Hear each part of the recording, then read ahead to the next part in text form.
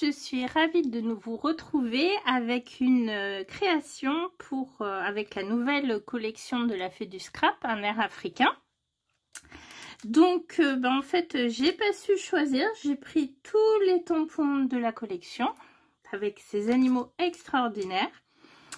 Et il me semble avoir des photos de zoo, mais visiblement pas. Et du coup je me suis dit allez, un petit carnet d'art-journal sur le thème de l'Afrique. Donc en Afrique, il y a deux types de paysages. Il y a la savane, or probablement plus, moi je suis partie sur cette idée. Donc voilà une première fois, vous voyez, j'ai pris des grandes bandes de papier aquarelle 100% coton que je vais plier en accordéon et relier. J'ai ici mis du fluide de masquage pour faire un premier effet d'herbe afin que ce petit lionceau qui vient de la planche au cœur de la brousse soit en partie caché. Donc là il y a encore le fluide de masquage, vous ne le voyez pas. Le roi des animaux, le lion de la planche, il est où? Afrique. Ici, il faudra que je prolonge son rocher. Les baobabs, enfin le baobab de la planche pleine sans fin que j'ai tamponné à différentes longueurs, donc il faudra aussi que je prolonge le pied. Mais si vous voulez, comme j'attendais que le fluide de masquage sèche bien, je n'ai pas fini, je n'ai pas commencé à mettre en couleur ni fini la scène. Et donc ici nous avons ce majestueux éléphant. Qu'est-ce qu'il est beau! Voilà, voilà. Donc, si j'ai le temps, à la fin de la vidéo, je vous montre cette création terminée. Et sinon, le temps que vraiment tout soit parfaitement sèche sur l'autre création, j'ai commencé une autre, c'est-à-dire un autre aspect de l'Afrique. C'est inspiré en partie par le film Gorille dans la brume. Donc là, c'est plutôt les régions montagneuses. Et j'ai donc tamponné ce beau gorille avec cette plante, je ne sais pas du tout ce que c'est, ni si ça correspond au niveau climat, mais on s'en moque, ici. Et pour faire la montagne au fond, que je vais venir mettre au fond, j'ai sorti la planche randonnée de la collection Un air montagnard. Et puis également, alors c'est pas du tout ce genre de végétation puisque c'est la montagne, mais bon, j'avais envie un petit peu de jouer là-dessus. J'ai sorti la planche bananier de la collection Un air tropical.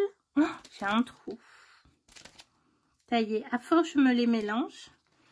Et également cette planche des ateliers de Karine de la collection Sable d'Or. C'est la planche feuille d'été que j'adore parce qu'en fait vous avez différents types de feuillage et donc c'est très pratique. Donc dans un premier temps, on va travailler alors selon une technique que je vous ai déjà montrée, c'est-à-dire qu'on va tamponner dans l'humide, en partie dans l'humide pour créer un effet brumeux. Alors c'est parti, bon évidemment il y a ce que j'ai en tête et ce que je réussis à faire. Donc j'ai sorti un pinceau à la vie, deux encres Distress, la Pumistone et la Peel Paint. Et donc je vais d'abord travailler ma montagne qui donc va se trouver au fond et sera en partie brumeuse. Donc là ça va rappeler à certains des cartes de Noël que je vous avais proposées, c'était l'année dernière. Donc je mouille une partie de ma page, essentiellement tout ce qui est le fond de page en contournant quand même mes sujets principaux, mais je ne vais pas jusqu'en haut. Et je vais ensuite appliquer mon encre Pumistone sur mon tampon montagne et venir le tamponner en faisant en sorte que la base du tampon se retrouve dans l'eau. L'encre Distress étant une encre qui réagit à l'eau, elle va flouter un petit peu et on peut rajouter. Alors, au final, en voyant ma création vraiment à la fin, Je pense que j'aurais pu partir sur une encre distress un petit peu plus présente, comme la Hickory Smoke. Parce que en séchant, donc déjà là on a un effet très léger, c'était le but, mais en séchant, elle va vraiment devenir presque invisible, en tout cas à travers la caméra, on la voit un petit peu mieux à l'œil nu. Et puis ensuite, je vais utiliser des mélanges de verre que j'ai déjà sur ma palette. Vous voyez, je ne nettoie pas forcément ma palette, même si je les retravaille. Je vais les utiliser de façon très diluée, légère, et je vais venir tapoter, pardon, pour faire un effet de végétation touffue, mais qui se trouve au loin, donc elle est floue. Et je travaille sur la partie humide, justement. Donc je tapote, ce qui fait qu'il y a des zones qui vont rester un petit peu blanches. L'eau va faire son action. J'ai oublié de vous préciser, je suis sur un papier 100% coton. Et vous voyez que je joue avec différents verres. Je n'hésite pas à les prendre des fois des verres purs dans ma palette. Enfin, purs. À les utiliser sans mélange, plus exactement. Mais je ne veux pas qu'il soit trop intense non plus. Je vais contourner mes feuillages un petit peu parce que sans pour autant oublier que nous avons quand même besoin de voir la montagne au loin. Voyez là, alors vous dire quel verre j'ai utilisé. Là, je sais que c'est le style de grain vert de Sennelier. Il doit y avoir du verre de vessie de Daniel Smith juste un petit peu avant. Et voilà. En séchant, ça va s'éclaircir et je veux vraiment un effet flou. Donc, je ne fais comme s'il y avait des arbres, mais sans plus. Et puis, pendant que j'y suis, pendant que l'ensemble agit, j'utilise toujours mes mélanges, mais un peu plus à sec. Et je viens en fait travailler cette fois humide sur sec, c'est-à-dire que mon papier lui n'est pas mouillé, mais par contre j'ai mon aquarelle qui est de l'eau et je viens travailler toujours pareil, un peu comme je vous ai montré pour faire l'effet de mer dans l'album des doudous chou-flower cet été. Donc je vous réfère un petit peu à certaines vidéos, je vous les mettrai en descriptif si j'y pense, sinon dites-le moi en commentaire. Une fois que l'ensemble est sec, on va passer à l'étape suivante. Je veux rajouter un arbre, une végétation, mais je ne veux pas qu'il soit trop précis. Donc je vais mouiller un petit peu la base de mon arbre. N'oublions pas que nous serons dans la brume. Et ensuite, je vais mettre de l'encre Peel Paint, de la Distress Peel Paint sur mon tampon et tamponner. Mais je suis sur un papier aquarelle, donc le dessin n'est pas très net. Du coup, je décide de m'y reprendre et forcément, je ne vais pas tamponner exactement au même endroit puisque je n'étais pas sur une planche à tamponner. Mais ce n'est pas bien grave parce que d'un certain côté, je veux un effet, je veux voir mon motif pour pouvoir le mettre en couleur en fait, mais ça va rester un petit peu plus flou car l'arbre va se trouver un peu plus loin que le gorille. Et surtout, je vais utiliser un peu ce qu'on appelle la technique du no-line d'une certaine façon, puisque je vais tout de suite, sans attendre que la distress soit sèche, venir mettre ma couleur, mon aquarelle, et donc par moment, on ne verra pratiquement plus le trait. C'était pour éviter de tamponner avec une Versafine noire. Maintenant, si vous êtes moins à l'aise, vous pouvez très bien utiliser une Versafine d'une couleur plus claire pour garder quand même l'aspect du motif. Donc là encore, j'utilise un peu tous les verres que j'ai dans ma palette aquarelle. Je n'hésite pas à jouer vraiment les contrastes. Vous voyez là, ça doit être du vert de Hooker qui est quand même une aquarelle très vert. Je ne sais pas comment dire, mais qui va tirer un peu plus vers le bleu, comme on dit, puisque pour faire du vert, il faut mélanger du jaune et du bleu, alors que par exemple un verre de vessie ou un style de grain vert va plutôt tirer vers le jaune. Donc là, je vous renvoie un petit peu à certaines études des couleurs, mais bref. Le but est tout simplement de dessiner mon palmier sans pour autant être trop précise, de jouer avec l'humidité de certaines couleurs et tout en gardant une base pas trop nette puisqu'elle va être dans la brume. Je viens bien sûr ajouter du marron. Bon là vous voyez c'était un petit peu trop mouillé encore pour que ça fasse quelque chose de vraiment précis. Donc je décide de partir travailler sur les feuillages et ensuite sur le gorille. Pour le reste de la vidéo, je vais vous laisser en musique et puis je vous retrouve à la fin.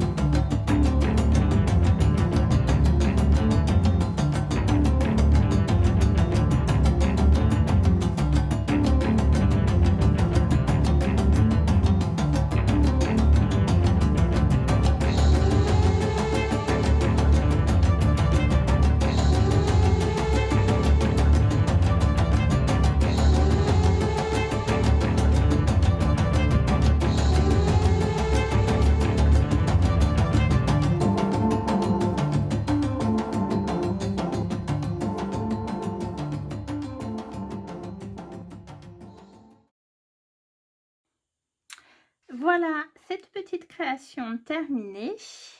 Bon, en séchant et surtout au retour caméra, vous voyez très peu la montagne, mais en réalité, elle est quand même bien présente quand on la regarde à l'œil nu. Je pense que je vais remettre un petit peu de couleur pour qu'elle soit un petit peu plus présente.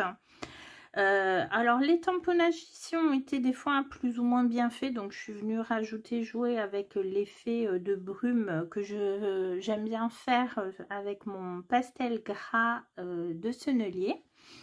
Ici, donc on a ce très beau palmier. Alors il est vraiment flou, mais c'était l'effet que je voulais en fait. Je voulais jouer un petit peu avec la perspective, l'effet de brume. Pareil pour le fond, pour les plantes et pour la végétation au fond. Et encore, je me dis que j'aurais pu faire plus clair, puisqu'en fait en s'éloignant, enfin c'est pas plus clair, c'est un effet de perspective, donc les choses sont moins nettes. Et mettre vraiment l'accent sur la plante et surtout sur ce très beau gorille que je n'ai absolument pas repris au crayon. J'ai vraiment joué qu'avec les aquarelles pour faire l'effet de relief, les ombres. Donc ça c'est le début. Je n'ai pas encore mis en couleur la suite, la partie de la savane. J'ai d'autres idées, mais vous doutez bien qu'au moment où on sort cette vidéo, on est encore sur la période des fêtes de Noël et de fin d'année. Donc c'est un petit peu difficile de prendre le temps de se poser à la table de scrap pour avancer parce qu'en fait, la famille est là. Voilà, donc j'espère pouvoir quand même vous avancer en moins le lion et vous mettre les photos. Et bien sûr, dès que ce petit projet de carnet d'Afrique, je ne sais pas comment je vais l'appeler encore, mais d'art journal sera terminé ou s'il avance, bien sûr, je vous le montrerai soit sur le blog, soit sur la chaîne de la Fée du Scrap. Et bien écoutez, si cette vidéo vous a plu, n'oubliez pas le petit pouce en l'air. Et puis on se retrouve très bientôt pour de nouvelles créations avec la Fée du Scrap. Merci d'avoir regardé et à bientôt.